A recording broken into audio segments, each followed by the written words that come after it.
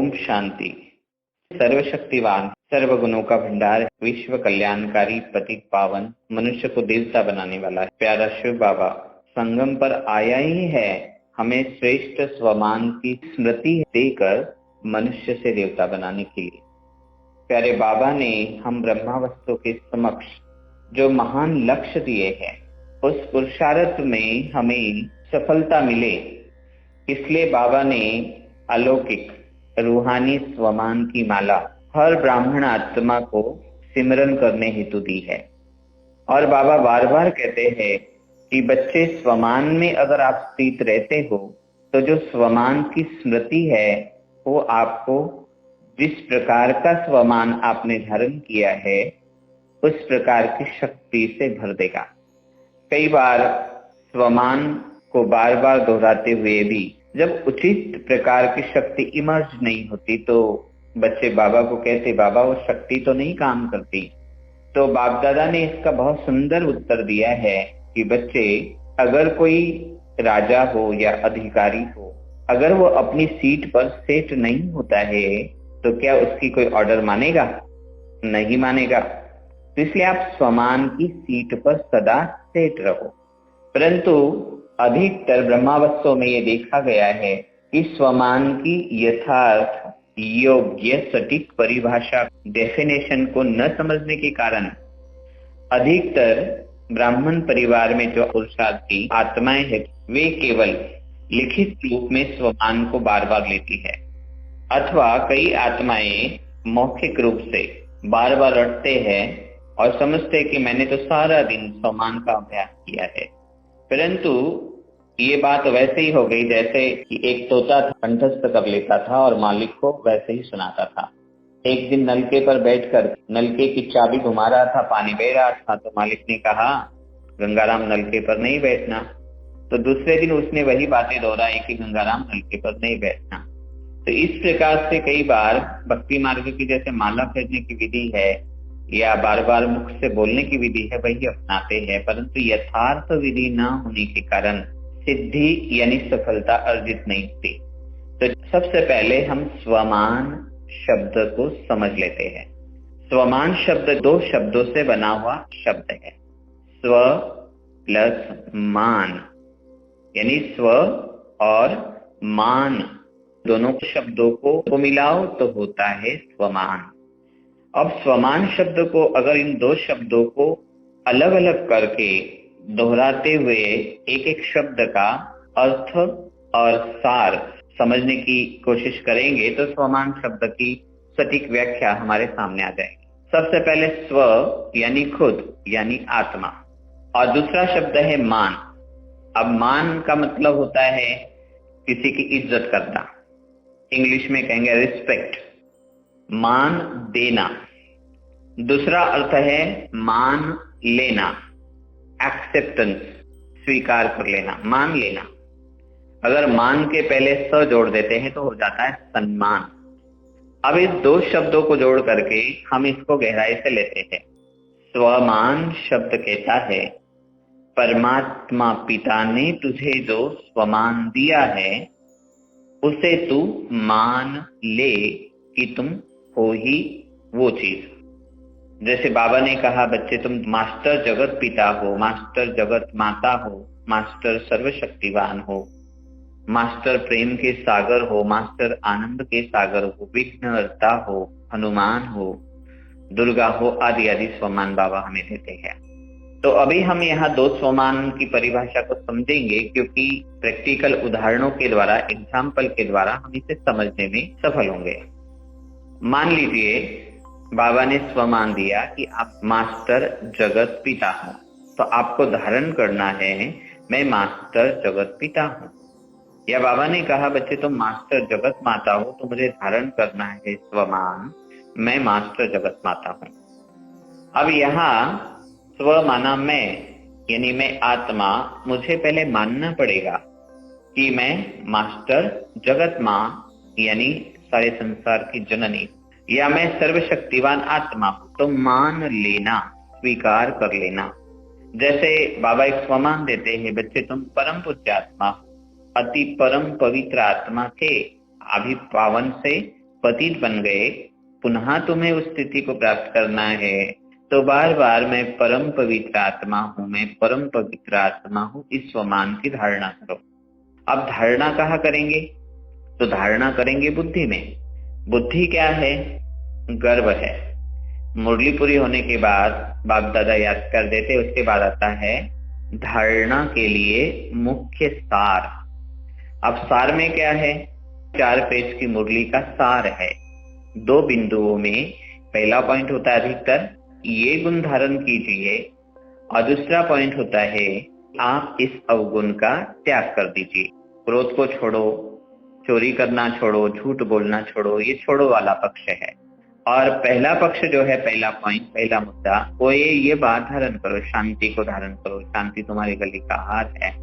सेवा में सफल होना है तो नम्रता और धैर्यता का गुण धारण करो, ये बातें आती है। तो धारणा के लिए जो सार है वो सार हो गया बीज। तो स्वमान क्या है? पहले जो बाबा ने मुझ आत्मा को कहा वो मुझे मान लेना है, और मान करके उस स्वमान के जो लक्षण प्रैक्टिकल में दिखाई देनी चाहिए, जो लक्षण उस स्वमान को धारण करने के बाद प्रकट होने चाहिए, कर्म के द्वारा, वाणी के द्वारा या बोल के द्वारा, वो प्रकट हो। कर्म में उस स्वमान की सारी झलकियां, सारे लक्षण प्रकट हो, और मैं स्वयं के द्वारा स्वयं को स्वयं ही मान देने के योग्य बन जाओ। अगर स्वमान है परम पवित्र आत्मा हूं, तो मुझे पहले मानना पड़ेगा कि हाँ सचमुच मैं परम पवित्र आत्मा हूं।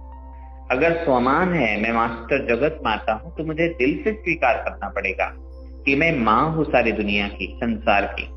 अगर जगत पिता का स्वमान है तो मुझे उस स्वमान को दिल की गहराई से, दिल की उदारता से, बुद्धि की विशालता से स्वीकार करना होगा कि मैं सचमुच जगत का पिता हूं।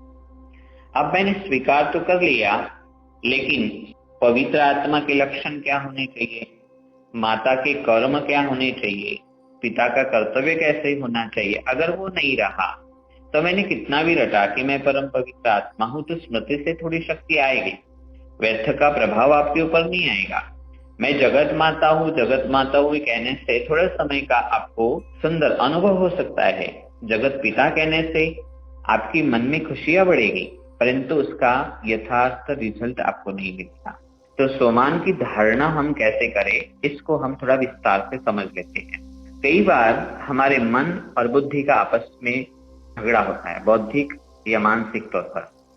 मन कहता है मैं कैसे बन सकता हूँ पवित्र, मेरे अंदर तो ये अपवित्रता के लक्षण हैं, कुछ कर्मिक, कुछ मौखिक, या कोई वैचारिक गतिविधियां ऐसे घटी हुई है, ऐसे कार्य हुए जिसके दाग धब्बे मेरे ऊपर है।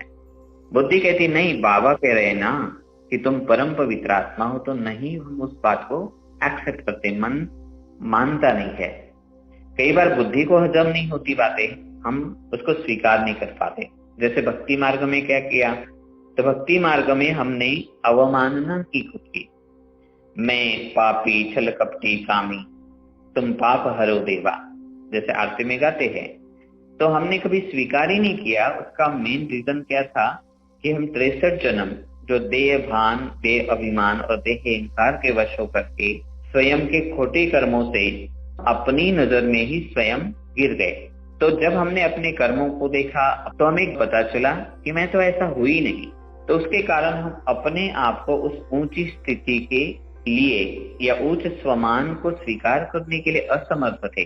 परंतु जैसे बाबा ने ब्रह्मामुख कमल से हमें ये स्मृति थी कि बच्चे तुम कल्प पहले वाले हो, अभी भले पतित दिखो परंतु तुम कल्प पूर्व या परम धाम जो अनादि तुम्हारी स्थिति है, और आदि दैवी कुल में जब आपने जन्म लिया सतयुगी आदि काल स्वर्णिम काल में, तो उस समय आपकी अवस्था बहुत पवित्र थी। आप 16 कला संपूर्ण थे, संपूर्ण निर्विकारी थे, सर्वगुण संपन्न थे।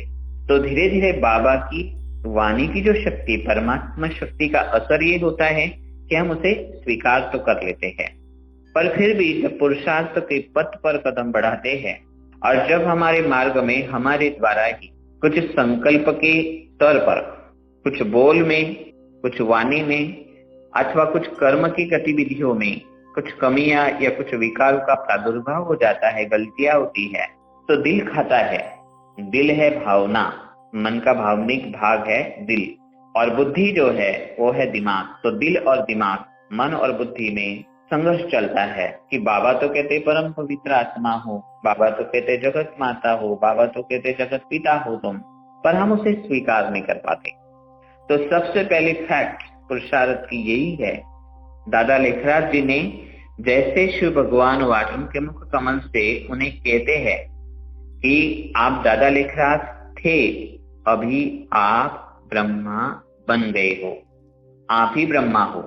थे भूतकाल वाचक है और है वर्तमान काल वाचक है। तो ओम राधे थी, पर उसको बदल करके शिव बाबा ने कहा कि आप तो जगदम्बा हो, सरस्वती हो, जगत की माता हो। और ब्रह्मा बाबा को शिव बाबा ने कहा कि आप तो जगत पिता हो। तो पहले बाबा और मम्मा ने ये स्वीकार कर लिया।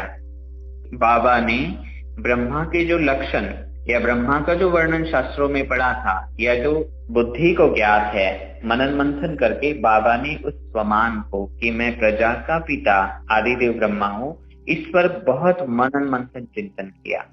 बाबा का अधिकतर समय जब बाबा 2 बजे उठ जाते थे, यहाँ तक जब बाबा की प्रविष्टता हुई 1936 में, 1936 में, उसके पूर्व 30 से लेकर के लगभग 1936 तक बाबा ने अपने साथ बात की कि सत्य कौन है, वो ये गीता में कौन कह रहा है। तो ये पूर्व तैयारी है, स्वमान की धारणा के लिए हमें तैयारी करनी पड़ेगी। और बाबा ने की, और फिर ब्रह्मा क्या है, इस बात को शास्त्रों के अध्ययन के द्वारा ब्रह्मा बाबा के मन मस्तिष्क के सामने पूर्ण विवरण था। मम्मा के सामने भी पूरी माँ की कैरेक्टरिस्टिक्स या माँ के लक्षण सारे थे।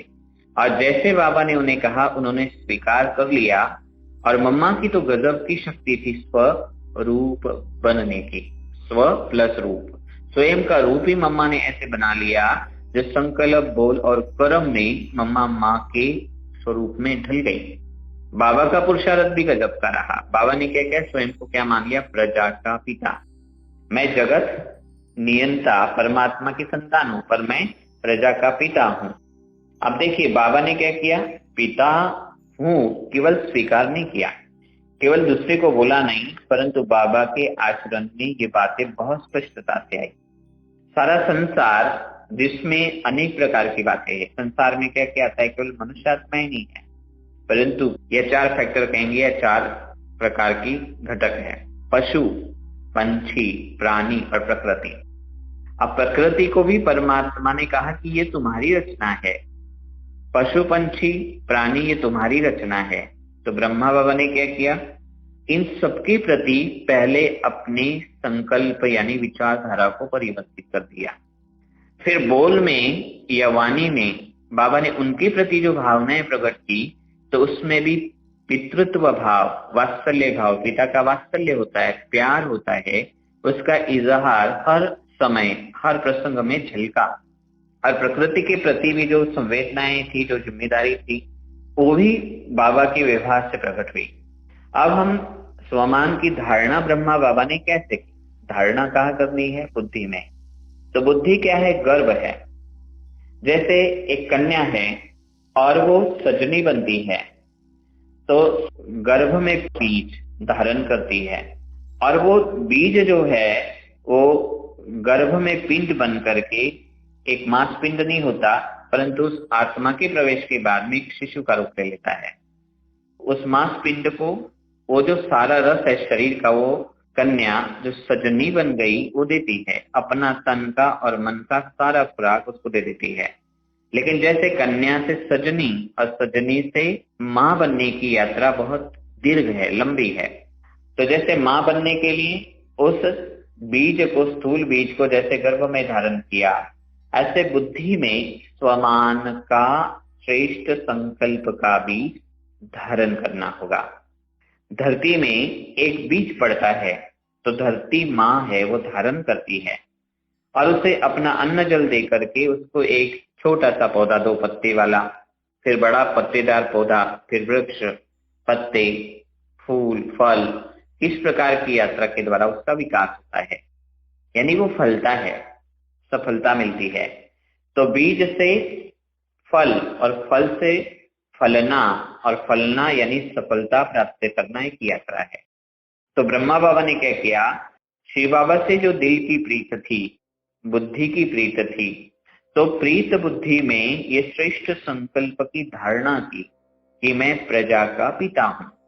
और क्या किया, जो जो भी ब्रह्मा बाबा के साथ संबंध और संपर्क में चीजें आई, व्यक्ति आए, पशु पंछी प्राणी आए, चाहे वो इस ज्ञान मार्ग में चलने वाली आत्माएं थी या जो इस ईश्वरीय विश्वविद्यालय के सिद्धांत के खिलाफ थी, उन आत्माओं के प्रति भी ब्रह्मा बाबा का रवैया बहुत सकारात्मक रहा।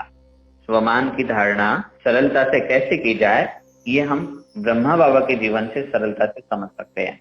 देखिए, 4 बातें हमने कही, पशु, पंछी, प्राणी, प्रकृति, पुरुष और परम पुरुष परमात्मा के साथ ब्रह्मा बाबा का प्रगाढ़ प्रेम था। जैसे बच्चा गर्भ में है, थोड़े समय के बाद बड़ा हो जाता है, फिर उसका जन्म होता है, तो माता पिता की सारी संवेदना उस होने वाले संतान के साथ है। जन्म होने के बाद में भी अपना सब कुछ कुर्बान कर देते हैं। तो यह संतान है स्वमान, हमने रचना के रूप में स्वमान को लिया। ब्रह्मा बाबा ने पहले स्वमान का श्रेष्ठ संकल्प धारण किया प्रीत बुद्धि रूपी गर्भ में कि मैं प्रजा का पिता। और जो पशु पंछी प्राणी प्रकृति पुरुष यानी आत्माएं संपर्क में आई, तो उन्हें अपना बच्चा मान करके, केवल मान करके नहीं परंतु जान करके, उनको स्वीकार करके, उनके गुण अवगुण स्वीकार करके बाबा ने उनके प्रति, जैसे एक पिता बच्चों के प्रति अति उदार होता है, उस प्रकार से गुण स्वरूप बन करके ब्रह्मा बाबा ने व्यवहार किया। अलग अलग घरों से बच्चे आए हैं, तो बच्चों को हर चीज शुद्ध मिलनी चाहिए, दूध भी बहुत अच्छा ताजा मिलना चाहिए। तो बाबा ने कुछ गायें पाली थी, लेकिन बाबा ने उन गायों को क्या नाम दिया था, आपने सुना होगा। तो जैसे दादियों का भी नाम बाबा ने बदला, प्रकाश मणि दादी का नाम था कुमार का दादी, ब्रह्मा बाबा के दिए नाम अलग थे, और शिव बाबा ने जो अव्यक्त नाम दिए वो अलग थे। जैसे प्रकाश मणि दादी शिव बाबा ने अव्यक्त दिया हुआ नाम है, और कुमार का नाम है ब्रह्मा बाबा का प्यारा नाम। जैसे जानकी दादी को बाबा प्यार से जनक कहते थे। बाबा जब गायों के पास जाते थे तो गायों को कहते थे कुमार का आओ, तो हर गंगे आओ, तो सचमुच वो गाय उठ करके आती थी और बाबा को स्नेह का सुंदर प्रतिसाद देती थी। एक चिड़िया थी, तो मुरली के पूरे समय चिड़िया आकर के हॉल में चक्कर लगाती थी, और जैसे ही बाबा बच्चों को टोली बांटना आरंभ करते थे, तो चिड़िया बाबा के हाथों पर आकर के बैठ जाती थी। और बाबा क्या करते थे, कुछ टोली के मिष्टान, कुछ कण हाथ में रख देते थे और बड़े प्यार से कहते थे ये चिड़िया बच्ची भी आ गई।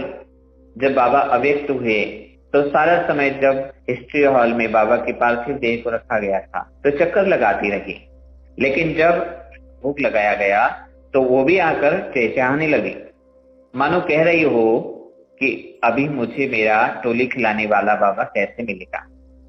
एक बार माली बाबा के पास आया, उसने बंदर की शिकायत की। उसने कहा बाबा ये बंदर जो है ना सारे फल खा जाते हैं। तो बाबा ने उस माली को कहा अरे माली बच्चे, ये बंदर बच्चा मार्केट जाएगा क्या। बाबा का उस बंदर के प्रति भाव क्या था, बच्चा है, और जैसे बच्चे के लिए हम उसकी हर सुविधा के लिए, उसके सुख के लिए सोचेंगे, पिता क्या करेगा, बच्चे का पक्ष समझने की कोशिश करेगा। तो उस बंदर की भी आवश्यकता को समझने की कोशिश किसने की, ब्रह्मा बाबा ने की। और बाबा ने कहा कि देखो मार्केट तो नहीं जा सकता, बगीचे में आएगा खाएगा, कोई बात नहीं। यज्ञ में जब टेप मशीन आई थी, लेकिन जैसे ही टेप मशीन यज्ञ में आई तो बाबा की वाणी को रिकॉर्ड कर लेते थे। अब बाबा ने जब वो अपनी ही आवाज को उस रिकॉर्ड के द्वारा सुना तो बाबा ने कहा कि बच्चों देखो ये टेप बच्ची कितनी अच्छी, जैसे बाबा बोलता है ऐसी एक टेप बच्ची भी बोलती है। देखो तुम बच्चे तो क्या करते हो, कभी मन मत की बातें जोड़ देते हो, कभी बाबा की बातों को खा जाते हो, और कभी परमत की कथा कहानियां भी जोड़ देते हो। पर एक टेप बच्ची कितनी अच्छी, जो बाबा कहता है वही बात बोलती है। तो अब देखिए टेप क्या है, एक मशीन है, 5 तत्वों से बनी हुई चीज। तो बाबा का जो नजरिया था, चाहे वो स्थूल चीज थी, कोई तत्व था, कोई पशु पंछी प्राणी था, उसको बाबा ने ये मेरी रचना है इसी श्रेष्ठ नजरिए से देखा नहीं केवल, परंतु उनके साथ वैसा व्यवहार किया। अब आते हैं पुरुष यानी व्यक्ति की ओर। पुरुष माना आत्मा। एक कलकत्ते में यज्ञ के खिलाफ एक व्यक्ति था, तो उसने अखबार में, न्यूज़पेपर में एक न्यूज छापी और उस न्यूज में लिखा कि एक साइकिल रिपेयर करने वाला व्यक्ति कहता है कि मैं कृष्ण भगवान हूँ और मुझे 16,108 कतरानियां चाहिए। अब उसे 300 मिल गई है और बाकी की तलाश जारी है। अब ये न्यूज पढ़ी दादी निर्मल शांता जी ने।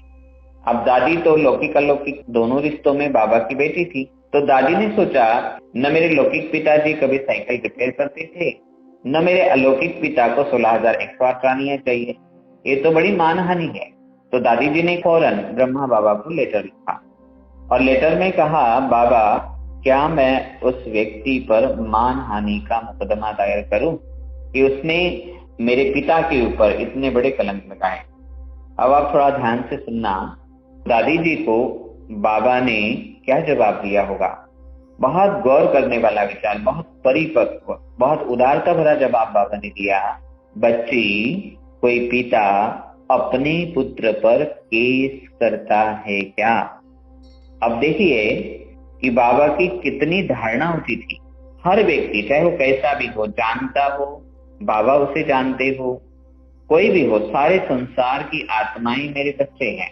ब्रह्मा बाबा का जीवन अगर हम देखते हैं तो प्रजा का पिता कैसे होना चाहिए कि बाबा ने जैसे ही शिव बाबा ने प्रवेशता की और शिव बाबा ने कहा कि आप तो प्रजा पिता ब्रह्मा, तो बाबा ने इसको कितना गहराई से लिया, दिल से लिया, मन से लिया, बुद्धि से लिया, संस्कारों में इसको ऐसा अर्जित कर लिया।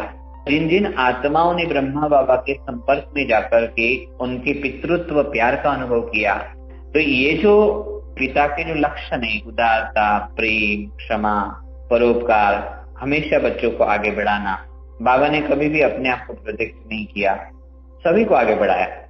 बाबा कहते थे बच्चे मेरे से भी ज्यादा अच्छा भाषण करते हैं, बच्चे इस विशेषता में मेरे से भी आगे हैं, ऐसे कई कहानियां हैं। तो ब्रह्मा बाबा के जीवन की खासियत ये रही है कि उन्होंने प्रजा का पिता हूं इस स्वमान की धारणा ऐसे की जैसे उसका वो साक्षात स्वरूप बन गए। और वो स्वरूप बन करके उन्होंने कितनी बड़ी बड़ी बातें आई। अब आप सोचिए, कोई व्यक्ति गाली देता है, अपशब्द बोलता है, तब मन मस्तिष्क में बदले की भावना इमर्ज हो जाती है, विक्षिप्त से व्यवहार करने लगते हैं, प्लानिंग करते हैं बुद्धि से कि मैं इसका बदला लूंगा। पर बाबा के सामने ऐसे ऐसे लोग आए जो यज्ञ में बाबा के साथ आराम से रहते हुए आए, उनकी भी भूले बाबा ने संभाली सागर बन करके। तो ब्रह्मा बाबा ने क्या किया, मैं प्रजा का पिता हूं ये मान लिया, फिर अपने श्रेष्ठ आचरण में दिखा दिया कि मैं सचमुच जगत का पिता हूं, प्रजा का पिता हूं। और स्वयं ही स्वयं के द्वारा ब्रह्मा बाबा ने स्वयं को मान दिया, स्वयं को मान लिया कि मैं जगत का पिता हूं। मान करके जगत के पिता के संकल्प, बोल और कर्म कैसे होने चाहिए वो कर लिया।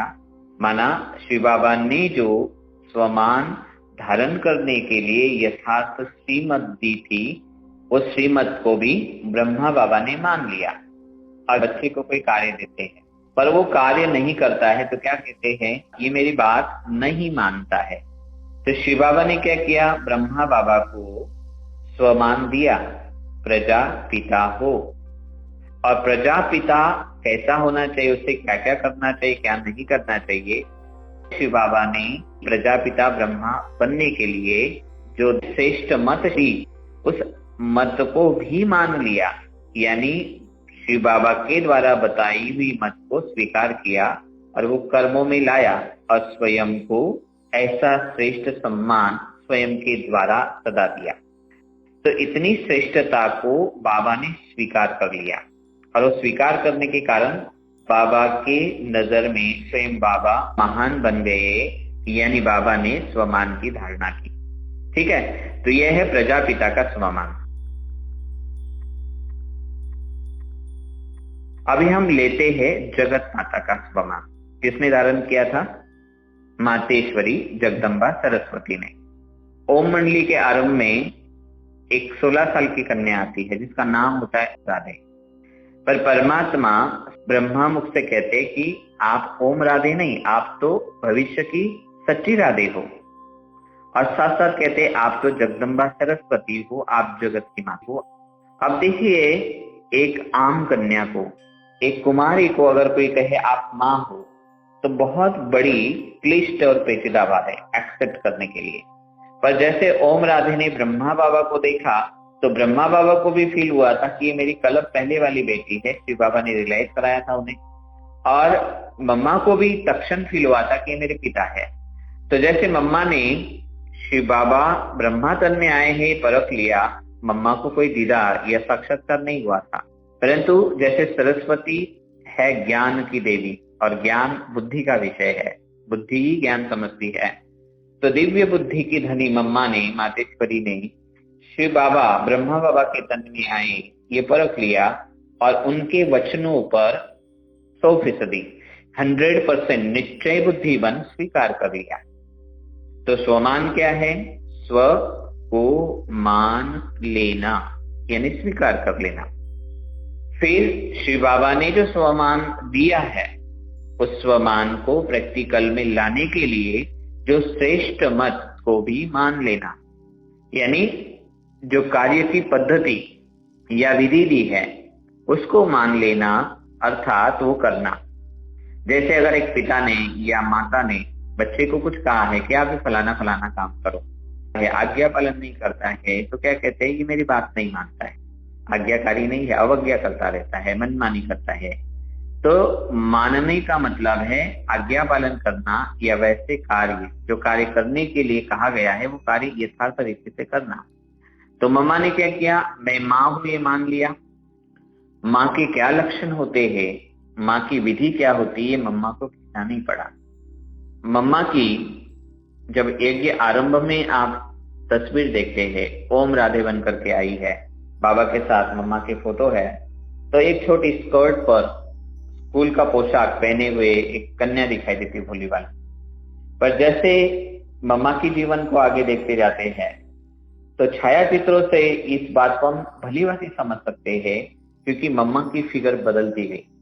मम्मा के चेहरे में वो परिपक्वता दिखाई देती है। मम्मा की जो जीवन यात्रा रही है वो बहुत लंबी नहीं, युवा अवस्था में ही मम्मा ने देह त्याग किया, लेकिन वो अल्प आयु में भी मम्मा जगत की मां कैसे बन गई, ये वंडरफुल स्टोरी है। पर उस स्टोरी का सार यही है कि मम्मा ने क्या किया, सारी आत्माओं को, चाहे किसी धर्म की हो, किसी जाति की हो, किसी भी आयु की, किसी भी रंग की, रूप की, उन्हें अपना मान लिया और उनकी प्रति इतना प्यार, इतनी ममता मम्मा के द्वारा झलकी, जो हर किसी व्यक्ति को मम्मा से भाषण आती थी कि हमारी माँ है। जैसे एक बार का वाकया आपको सुनाते हैं। मम्मा अमृतसर में गए थे और मम्मा का क्रम होता था दिनचर्या का, सवेरे 2-2:30 बजे उठना और एकांत में बाबा को बहुत प्यार से याद करना। तो एक दिन मम्मा ने अपनी सेवा साथी को कहा, ब्राह्मणी को कहा कि सुबह 4 बजे है ना, दरवाजा खुला रखना, एक भगत आएगा। अब ब्राह्मणी ने सोचा 4 बजे कौन आएगा, इतने भोर में किसी को पता भी नहीं कि मम्मा आई हुई है, या आई हुई है पर भगत को कैसे पता चलेगा। परंतु उस बेचारे ने क्या किया, मम्मा की आज्ञा को टाला नहीं, दरवाजे का किवाड़ खोल करके रख दिया। अब दरवाजा खुला था तो सचमुच एक भगत आया और जहां मम्मा बैठी थी वो दौड़ करके गया और माँ माँ कहते हुए मम्मा की गोद में समा गया। बाद में उनको पता चला वो एक काली का भगत था। मम्मा की जो प्रज्ञा थी, संवेदना थी, वो कैच करती थी। मम्मा के अंदर वो भावनाएं थी जो दूसरे की भावनाओं को कैच करती थी और दूरदर्शिता के कारण मम्मा के जाती थी।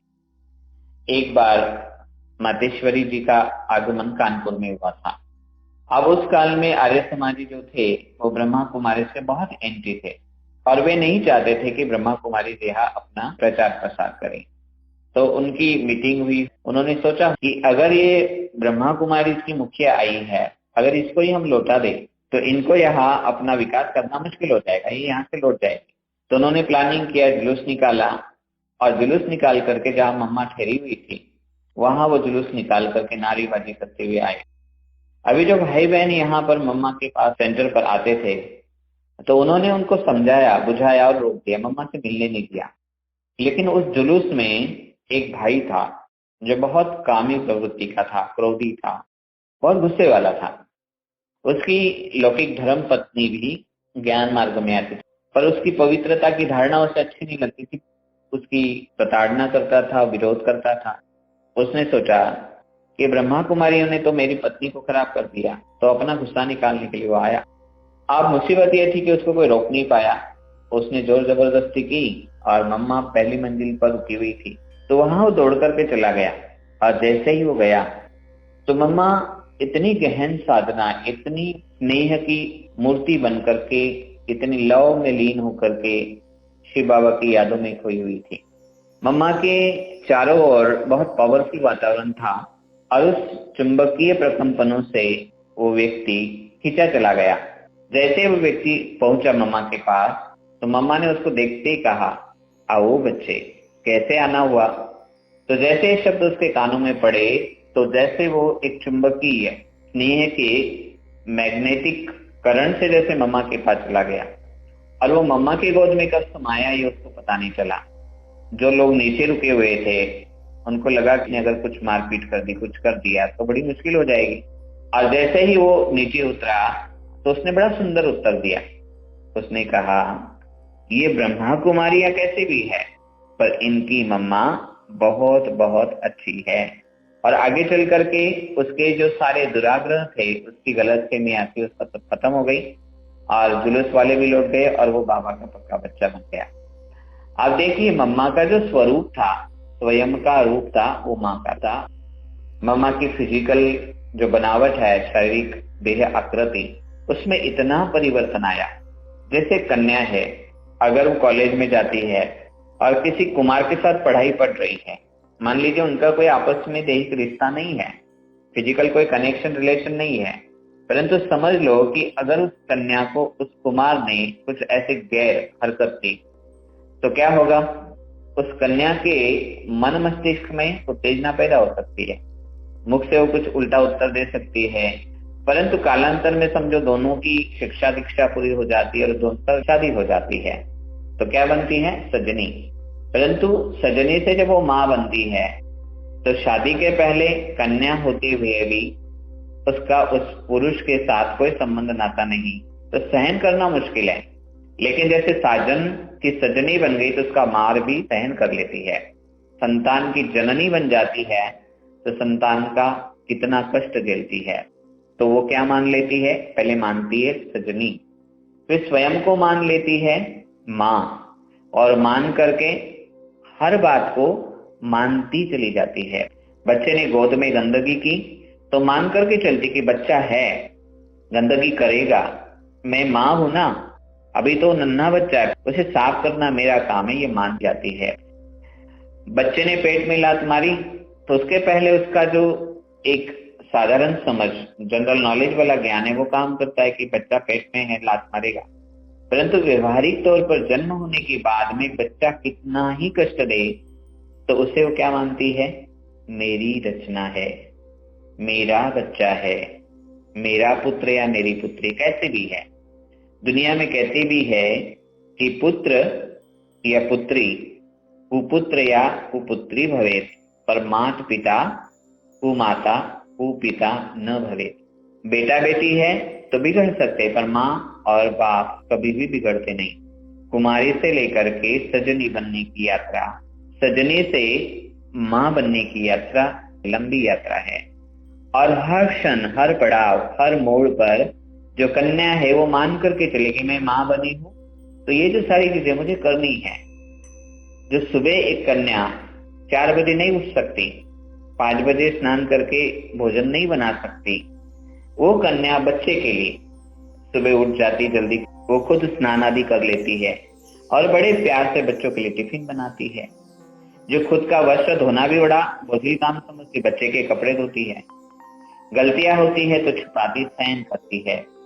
तो जब बच्चा बड़ा हो जाता है, शायद माँ का देहांत हो जाता है, उसके बाद उसे पता चलता है कि मेरी माँ कितनी अच्छी थी।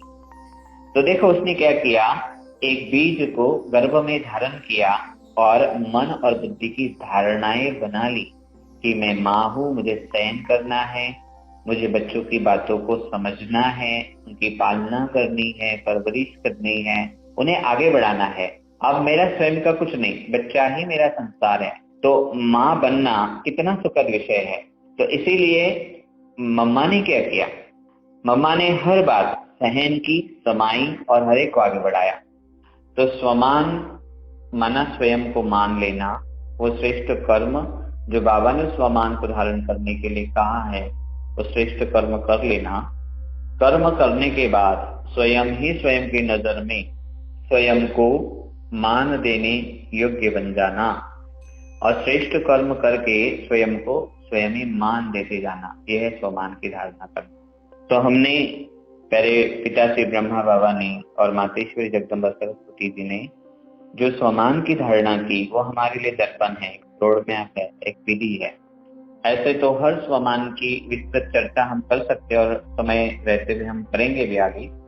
जैसे फॉर एग्जाम्पल हम कहेंगे विघ्न विनाशक गणेश हूँ या मैं दुर्गा हूँ। स्वमान भिन्न भिन्न प्रकार के सभी ब्रह्मावस्था धारण करते हैं, परंतु एक बात, स्वमान को दैहिक रूप से लेने की आवश्यकता नहीं है। बाबा ने कहा आप विघ्न विनाशक गणेश हो, तो किसके प्रति कहा बाबा ने? स्व के प्रति, यानी आत्मा के प्रति कहा है। बाबा ने कहा आप जगत माता हो, आप दुर्गा, आप काली हो। कई बार बाबा कहते हैं आप महावीर, हनुमान, आप विघ्न विनाशक हो। तो ये आत्मा के प्रति स्वमान है। विघ्न विनाशक अर्थात क्या चीज है, फरिश्ता क्या है, देवता क्या है, इसकी संपूर्ण परिभाषा में समझनी होगी। हम रोज वरदान सुनते हैं, उसका विस्तार होता है। वरदान मिला सफलता मुहूर्त भव, तो सफल कैसे बनना है उसकी विधि होती है। हर शब्द का अर्थ सार रूप में मुरली में स्पष्ट करके आता है, विस्तार होता है। तो स्वमान धारण करने के लिए जिस स्वमान की जिस समय मुझे आवश्यकता है, मेरे जीवन में विघ्न आ रहे हैं, तो उस समय मुझे स्वमान धारण करना होगा। मैं विघ्न विनाशक गणेश हूँ, मैं विघ्नहर्ता हूँ। लेकिन विघ्न विनाशक गणेश की क्या क्या निशानियां हैं? फिर आ गया ज्ञान का टॉपिक, मनन, फिर है मंथन योग का टॉपिक, ये चिंतन का टॉपिक हो गया। तो केवल रटना नहीं है मैं विघ्न विनाशक गणेश हूँ।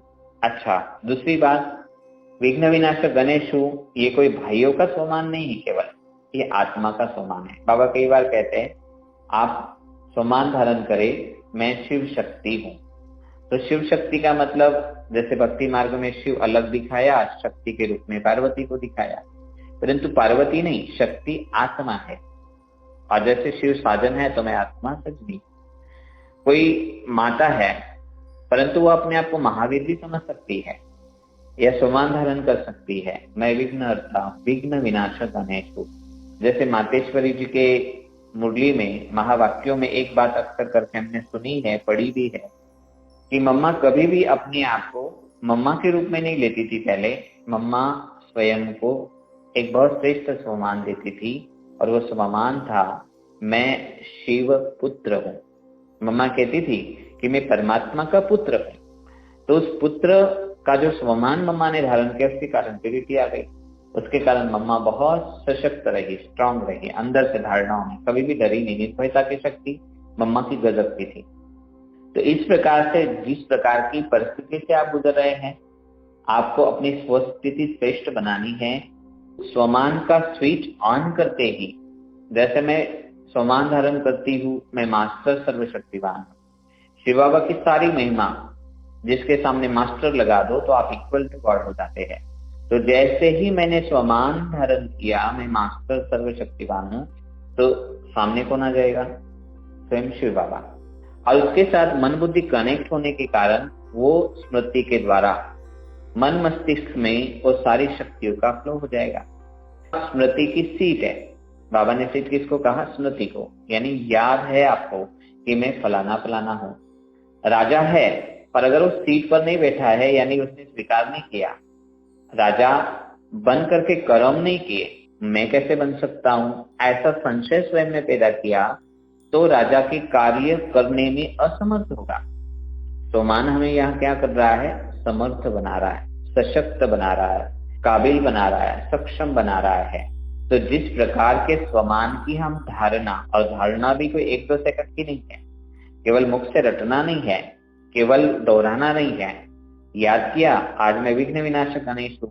फिर कई बाबा के बच्चे जो है वो पूछते हैं कि मैंने तो स्वमान बहुत धारण किया पर मुझे कोई प्राप्ति नहीं हुई।